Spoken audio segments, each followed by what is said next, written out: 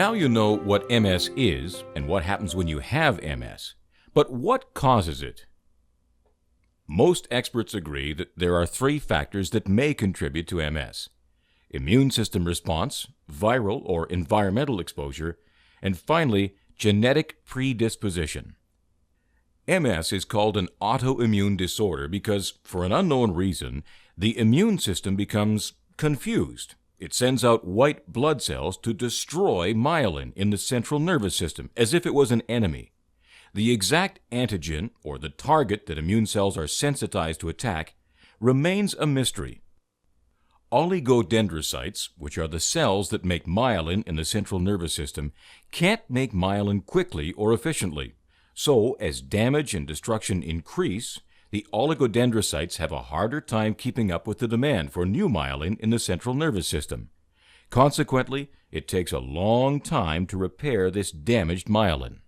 The second factor that seems to contribute to MS is a common viral or environmental exposure, probably in early childhood. However, no virus has yet been identified as a definite cause. It's also likely that the specific virus is no longer present in the body at the time that the symptoms start, which makes it even more elusive. Environmental factors that could be triggers are climate, UV radiation, precipitation, humidity, smog, diet, or living conditions. The third factor is genetic predisposition. Although MS is not directly inherited, the disease seems to be diagnosed in genetically predisposed individuals. These individuals seem to be more reactive or susceptible to whatever stimulus or agent causes the disease to become active. If you have a parent or sibling with MS, your risk of contracting MS increases slightly to a risk 3 to 5% greater than the general population. That still means 95 to 97% of individuals who have a parent or a sibling with MS don't get MS themselves, or won't have children with MS.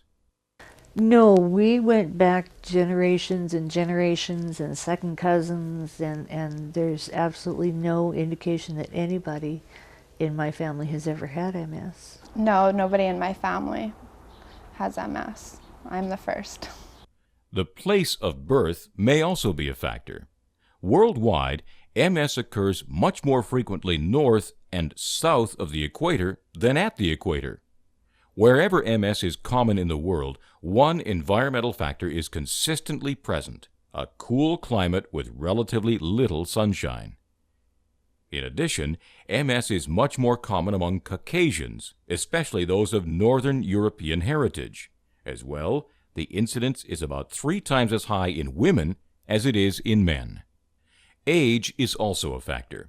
MS is more common in the 20 to 40-year-old range, with the average age of onset being 30, although the age varies. And people younger than 20 and older than 40 are diagnosed with MS. MS seems to be multifactorial. It is not necessarily just one factor, such as age, environment, or viral exposure, but more likely a specific combination of things that come together in a particular individual.